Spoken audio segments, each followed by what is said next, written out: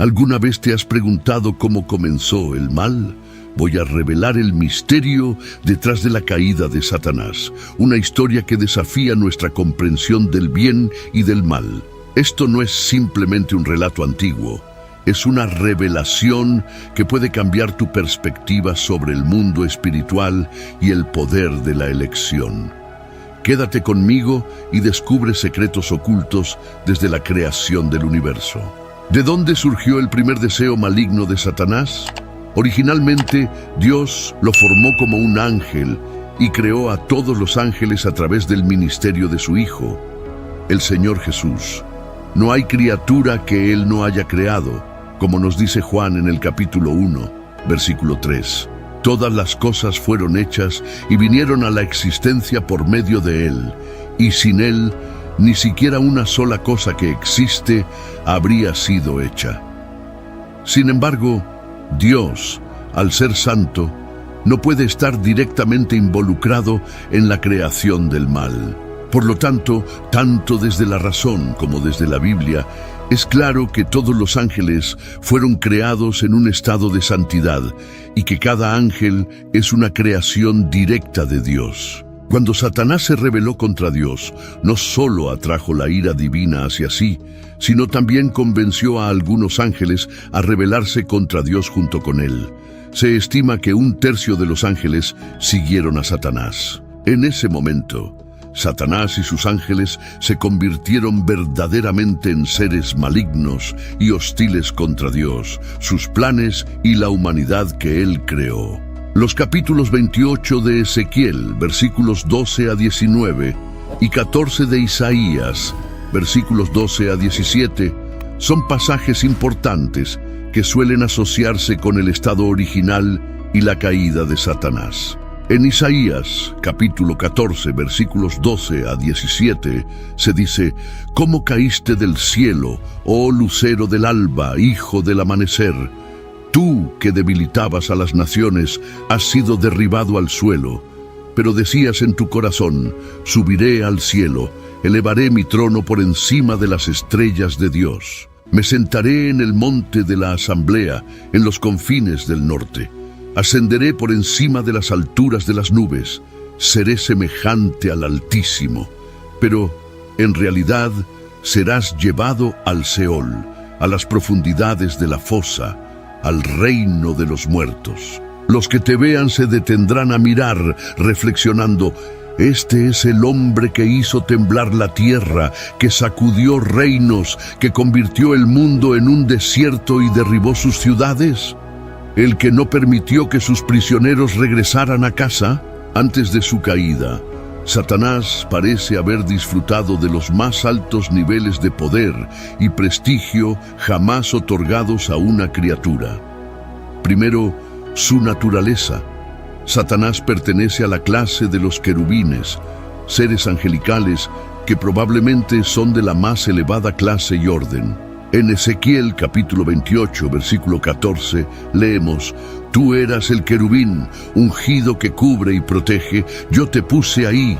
Estabas en el santo monte de Dios. Caminabas entre las piedras de fuego, joyas resplandecientes». Y en el versículo 12 del mismo capítulo dice: «Hijo de hombre, entona un lamento por el rey de Tiro y dile: así dice el Señor Dios, lleno de sabiduría y perfecto en belleza». Las expresiones sello de perfección, lleno de sabiduría y perfecto en belleza indican que él era superior a todos los demás seres vivos en inteligencia y atractivo físico. El lenguaje figurativo de este verso habla de su exquisita perfección. En segundo lugar, la posición de Satanás. No era solo un líder ungido, sino también era llamado querubín protector, una referencia que podría indicar su rol como guardián, una especie de honor y proclamador de la majestad y santidad de Dios. En tercer lugar, la habitación. Parece que estuvo en la presencia de Dios, ya que caminaba entre las piedras de fuego. En Ezequiel, capítulos 28, versículos 13 a 16, se describe: «Estabas en el Edén, jardín de Dios. Toda piedra preciosa era tu cubierta. el rubí, el topacio y el diamante, el berilo, el ónix y el jaspe, el lapislázuli, la turquesa y la esmeralda y el oro. La obra de tus engastes y de tus incrustaciones estaba en ti, preparada en el día en que fuiste creado. Tú eras el querubín ungido que cubre y protege, y yo te puse allí. Estabas en el santo monte de Dios.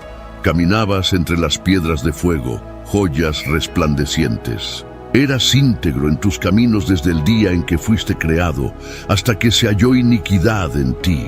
Por la abundancia de tu comercio, llenaste tu interior de violencia y pecaste. Por eso, fui lanzado fuera, como cosa profana, del monte de Dios, y te destruí, oh querubín protector, de entre las piedras de fuego.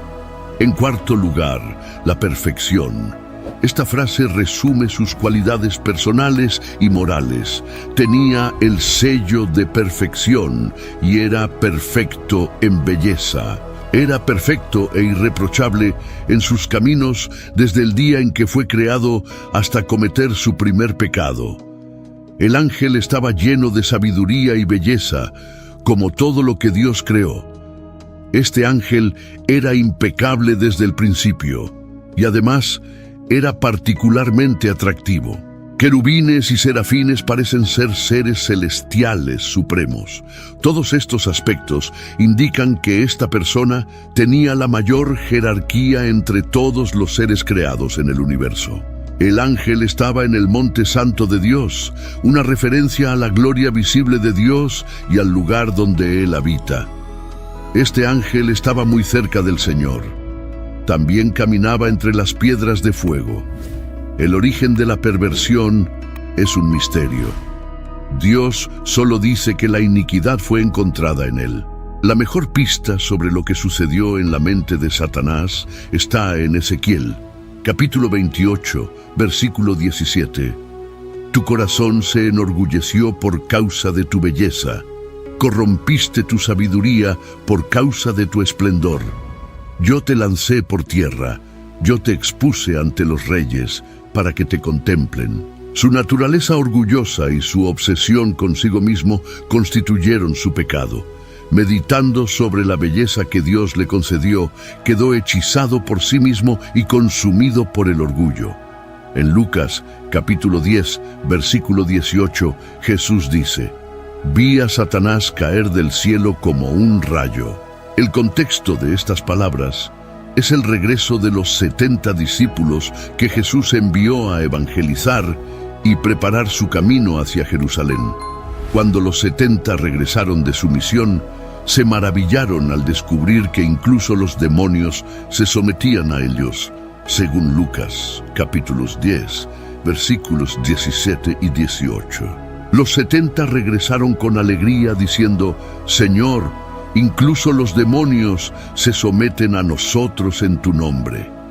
Jesús les respondió: «Vi a Satanás caer del cielo como un rayo». Las palabras de Jesús son una advertencia contra el orgullo, como si estuviera diciendo: «Sí, están exultantes porque incluso los demonios se someten a ustedes, pero recuerden que el orgullo es el pecado que origina todos los demás». La excesiva arrogancia causó la caída de Lucifer de la gracia y su expulsión del cielo.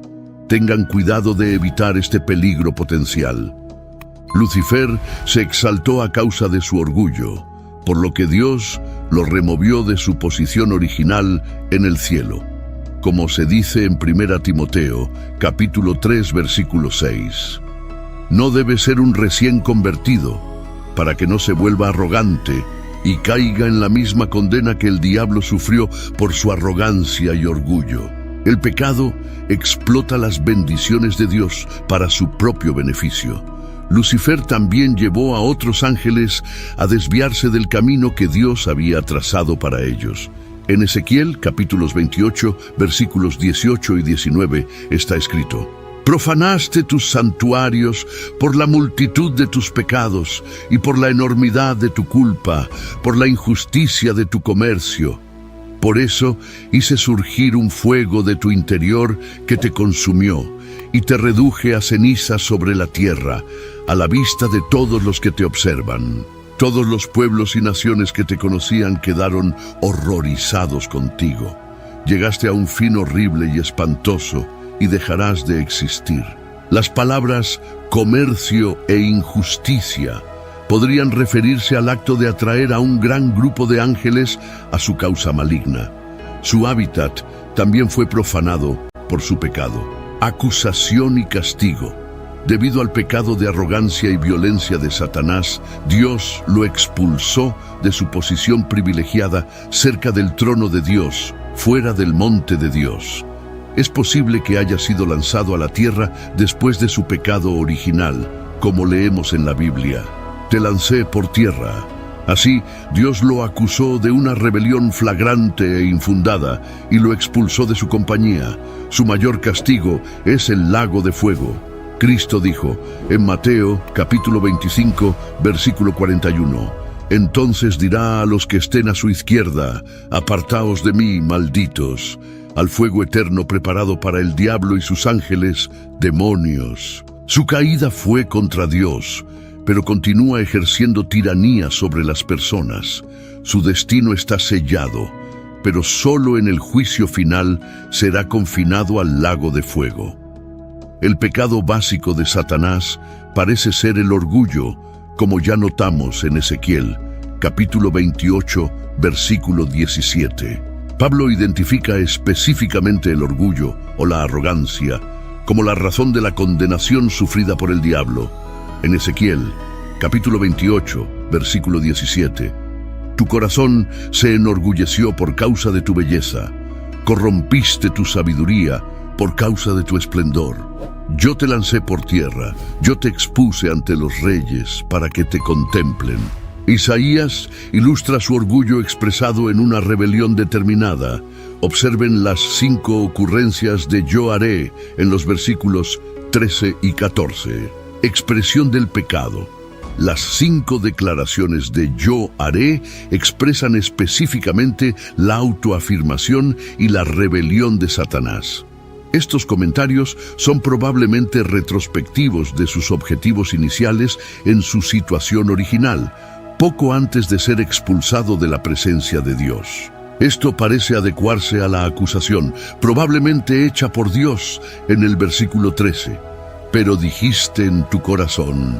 Las 5 afirmaciones hablan de la aspiración de Satanás de ascender por encima de la esfera en la que fue creado y posicionado cuando fue traído a la existencia. Declaró su propia voluntad contra la voluntad benevolente del Altísimo. Número 1.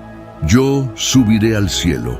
Como Satanás tenía acceso a la misma presencia de Dios como el principal querubín, esta afirmación no significa que él visitaría, sino que residiría allí. Esto indica que él buscaba morar en el lugar de habitación de Dios y probablemente deseaba ser reconocido a un nivel igual al de Dios. Número 2. Yo exaltaré mi trono por encima de las estrellas de Dios. Las estrellas, como hemos visto, son referencias a los ángeles. Número 3. Yo me sentaré en el monte de la asamblea, de acuerdo con Isaías, capítulo 2, versículo 2, y Salmos, capítulo 48, versículo 2. El monte de la asamblea es un centro de la administración del reino de Dios y parece asociado al gobierno terrenal del Mesías desde Jerusalén. Satanás también buscaría entonces gobernar sobre los asuntos. Número 4. Yo subiré por encima de las alturas de las nubes. Lucifer poseía una magnífica gloria dentro de sí, que era un reflejo de su creador. Ahora, sin embargo, ansiaba una gloria mayor o equiparable a la de Dios. Número 5. Yo me haré semejante al Altísimo. Este es el punto culminante de todos los actos anteriores de autoafirmación y rebelión contra Dios. ¿Por qué, entre todos los títulos que Dios posee, Lucifer escogería este para sí mismo? 2 aspectos son importantes de notar. Primero, Satanás no quería ser diferente de Dios. Admiraba el poder y la autoridad de Dios, y los deseaba para sí mismo. Preferiría usurpar la autoridad de Dios que someterse a ella, pues nadie puede ser como Dios y aún permitir que Dios sea Dios, ya que no hay nadie como Él. Dios no compartirá su gloria o posición con nadie más. Segundo, Satanás aspiraba a ser semejante a Dios, principalmente en términos de autoridad y control, con la intención de reemplazar a Dios, pero terminó siendo un impostor, no un sustituto. Con la rebelión vino un cambio de personalidad. Toda la santidad que había derivado de su creador se perdió y la corrupción tomó su lugar. Incluso en reflexión, ya no podría ser como Dios, conforme a Isaías, capítulo 42, versículo 8. Yo soy el Señor, ese es mi nombre. No daré mi gloria a otro, ni mi alabanza a las imágenes talladas. Isaías capítulo 43, versículo 10. Vosotros sois mis testigos, dice el Señor, y mi siervo, a quien elegí, para que sepáis y me creáis y entendáis que yo soy el mismo. Antes de mí ningún Dios fue formado, y después de mí no habrá ninguno. Isaías capítulo 45, versículos 5 y 6. Yo soy el Señor, y no hay otro. Fuera de mí no hay Dios. Te ceñiré, aunque no me conozcas, para que se sepa desde el amanecer hasta el ocaso, que no hay otro además de mí. Yo soy el Señor, y no hay otro. Isaías, capítulo 45, versículos 21 a 33. Presentad vuestro caso, dice el Señor. Traed vuestras pruebas, dice el Rey de Jacob. Permítannos anunciar y presentar juntos las evidencias de que fueron advertidos sobre la aparición y la conquista de Ciro mucho antes de que ocurriera. ¿Quién lo declaró desde el principio? ¿No fui yo el Señor? Y no hay otro Dios aparte de mí, un Dios justo y salvador, no hay otro aparte de mí. Por varias razones, el pecado de Satanás es particularmente atroz. Número 1. No había ejemplo previo, marcando el inicio de una rebelión contra el Santísimo Dios. Número 2. Cuando fue creado, era bello y perfecto, sin nada faltando. Número 3. El más alto nivel de sabiduría que poseía arrojaba más luz y comprensión sobre la gloria y la bondad de Dios, contra quien pecó. Número 4. Al tener una posición elevada, Dios le concedió el placer de realizar un servicio importante. Número 5. Al ser perfecto y santo, tuvo el privilegio de tener una comunión íntima con Dios. Lucifer, la estrella de la mañana, hijo del alba, que brillaba con la luz santa de Dios, se convirtió en Satanás, el opositor de todo lo que Dios es. Satanás retuvo parte de su dignidad a pesar de ser expulsado de su posición exaltada. El pasaje implica que su influencia y poder aún se sentían. Incluso Miguel, el arcángel, no se atrevió a pronunciar contra él un juicio difamatorio. El juicio de Dios tuvo que venir en su rectitud moral contra un pecado tan grande. Será arrojado al Seol, a los recovecos de la fosa, así como todos los que lo siguen. Isaías capítulo 14, versículo 15.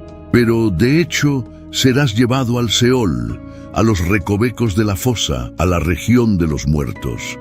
Isaías capítulo 24, versículos 21 y 22. Y sucederá en aquel día que el Señor visitará y castigará al ejército de lo alto, a los ángeles caídos del cielo y a los reyes de la tierra sobre la tierra.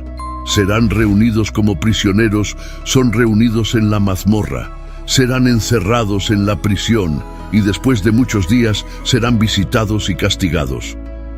El momento de la caída de Satanás.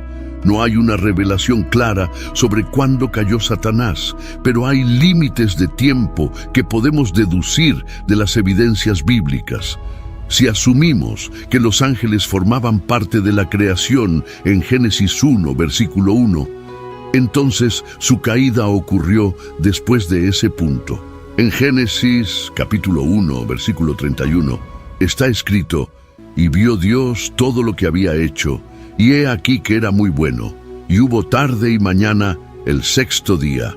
Sin embargo, Es posible que los ángeles existieran antes de la creación de los cielos y la tierra. Los ángeles estaban presentes cuando Dios puso los fundamentos de la tierra y estableció sus medidas, pues las estrellas de la mañana cantaban juntas y todos los hijos de Dios, ángeles, gritaban de alegría en ese tiempo, como se menciona en Job, capítulo 38, versículo 7.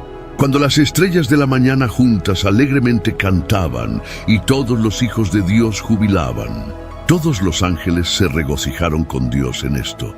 Entonces, en algún momento después de la creación original de los cielos y la tierra, que era muy buena, Satanás y sus ángeles cayeron. Ciertamente cayó antes de Génesis capítulo 3, donde se registra la tentación de Adán y Eva. Cayó antes del hombre, pero si fue antes o después de la creación del hombre es desconocido. La caída de Satanás con los ángeles. La Biblia deja claro que Satanás tiene ángeles que obedecen sus órdenes y luchan por sus causas, como en Mateo capítulo 12, versículos 24 a 26. Pero los fariseos, al oír esto, dijeron: «Este hombre expulsa demonios solo con la ayuda de Belcebú, el príncipe de los demonios». Conociendo sus pensamientos, Jesús les dijo: «Todo reino dividido contra sí mismo está en ruinas, y ninguna ciudad o casa dividida contra sí misma permanecerá. Si Satanás expulsa a Satanás, es decir, a sus demonios, está dividido y desunido. ¿Cómo entonces su reino subsistirá?». Mateo capítulo 25, versículo 41. Entonces dirá a los que estén a su izquierda: «Apartaos de mí, malditos, al fuego eterno preparado para el diablo y sus ángeles, demonios». Apocalipsis capítulo 12, versículo 7. Y hubo guerra en el cielo. Miguel y sus ángeles lucharon contra el dragón, y el dragón y sus ángeles lucharon. En su rebelión inicial contra Dios, Satanás solicitó su apoyo.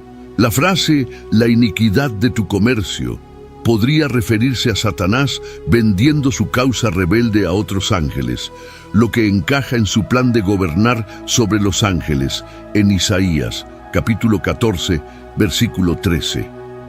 Después de haber seducido a estos ángeles, no había vuelta atrás para ellos. Estaban condenados a una vida de degradación moral. Es posible que hasta un tercio de todos los ángeles existentes siguiera a Satanás en su rebelión. Apocalipsis, capítulo 12, versículo 4. Y su cola arrastró la tercera parte de las estrellas del cielo, lanzándolas sobre la tierra.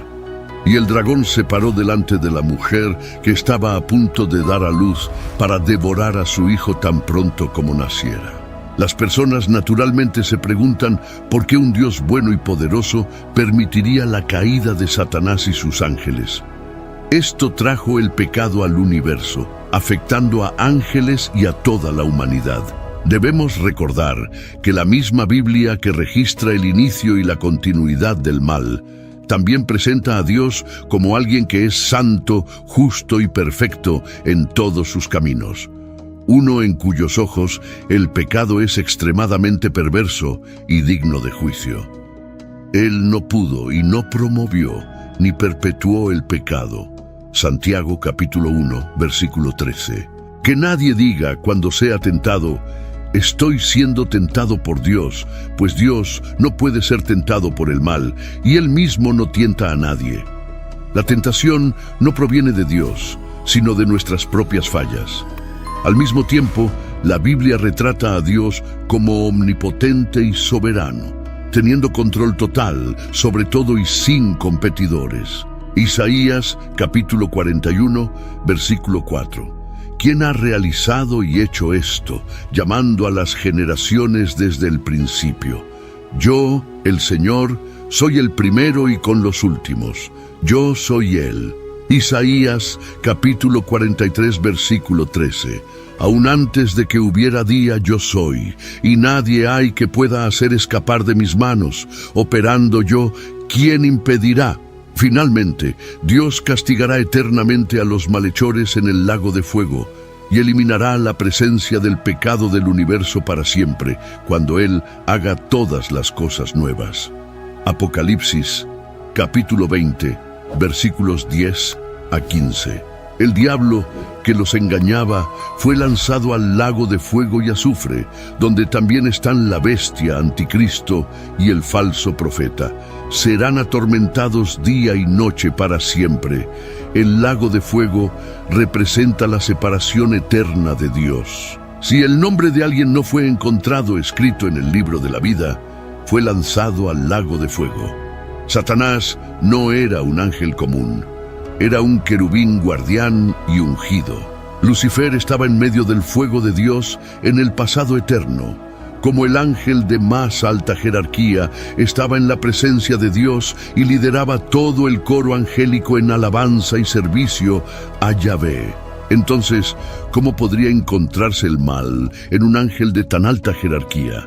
Porque Dios dio a este ser perfecto la capacidad de elegir, es decir, servirlo voluntariamente en lugar de por obligación. Dios no obligaría a Lucifer a adorarlo, pues prefiere una adoración voluntaria. Y Lucifer eligió rebelarse contra Dios y usurpar su autoridad. Como resultado de su rebelión, fue expulsado por la gracia de Dios del cielo y lanzado a la tierra. Por ello, un día será juzgado y lanzado al lago de fuego y azufre, atormentado día y noche para siempre. El infierno fue creado para Satanás y los ángeles que se unieron a él en la rebelión. Las personas van al infierno porque también eligen unirse a Satanás en su rebelión contra Dios, rechazando aceptar la salvación de Dios en Cristo. Hasta su caída, el ángel era perfecto en todos los sentidos. Su perfección es enfatizada una vez más. Debido a su belleza, el ángel se llenó de orgullo. Debemos entender que Satanás es un ser creado, no un Dios mal equivalente, y no posee omnipotencia ni omnisciencia, ni ninguna de las cualidades que solo pueden encontrarse en Dios. Debemos confiar en que Dios está en control. En Ezequiel, Dios se declara el Señor.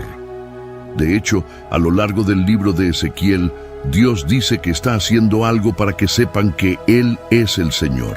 Compartir la historia de Satanás encaja en el tema de Ezequiel. Cuando sabemos de dónde viene Satanás y a dónde va, sabemos que Dios es el Señor. Dios tiene control completo sobre Satanás desde el principio hasta el fin. Ahora sabemos todo sobre Satanás. Debido a su belleza, fue movido por el orgullo antes de ser expulsado de la presencia de Dios. Todavía es movido por el orgullo para tomar lo que legítimamente pertenece a Dios. Conocer el orgullo de Satanás nos permite evitarlo en nuestras propias vidas por el poder del Espíritu Santo. La destrucción de Satanás vendrá como resultado de su propio orgullo, su arrogancia y rebelión contra Dios. Acabamos de explorar uno de los mayores misterios de la historia espiritual, pero esto es solo la punta del iceberg. Si te quedaste fascinado por este viaje a través de los secretos celestiales y deseas descubrir más verdades sorprendentes, asegúrate de suscribirte a nuestro canal. En cada video, profundizamos aún más en los misterios del universo, desentrañando historias que desafiarán y ampliarán tu visión del mundo. Si te ha gustado este video, muestra tu apoyo haciendo clic en me gusta y compártelo con tus amigos para que ellos también puedan embarcarse en este increíble viaje. Pero no te detengas aquí, deja tu comentario abajo. ¿Qué misterio te gustaría que exploráramos a continuación? Tu curiosidad nos guía. Únete a nosotros en la próxima exploración. No querrás perderte lo que hemos preparado para ti. Mientras cerramos juntos otro capítulo, sé que algunas preguntas todavía pueden resonar en tu mente. Puedes estar preguntándote cómo navegar por las complejidades de la vida espiritual y desbloquear un camino de abundancia y bendiciones. El viaje es desafiante, pero no tienes que caminar solo. En los comentarios encontrarás una clave poderosa para esa puerta que muchos buscan abrir. El ebook Descubre la prosperidad con Dios, la guía definitiva para superar retos espirituales y vivir una vida abundante. Este no es solo un libro, es el fruto de años de investigación, experiencias y revelaciones profundas que ahora están a tu alcance. Imagina superar las barreras que impiden tu crecimiento espiritual y financiero. Piensa en el confort y la seguridad de vivir una vida alineada con las promesas de prosperidad que te han sido destinadas. Este ebook es más que letras en una página. Es un mapa hacia el tesoro que mereces. Únete a los muchos que ya están recorriendo un camino iluminado por la fe y el conocimiento. El poder de transformar tu vida está a solo un clic. Revisa ahora en los comentarios y comienza tu viaje hacia una vida de plenitud y prosperidad. Recuerda, la prosperidad con Dios no es solo un sueño lejano, es una promesa esperando ser cumplida. Con esta guía, estás un paso más cerca de hacerla realidad. Tu historia de éxito comienza hoy.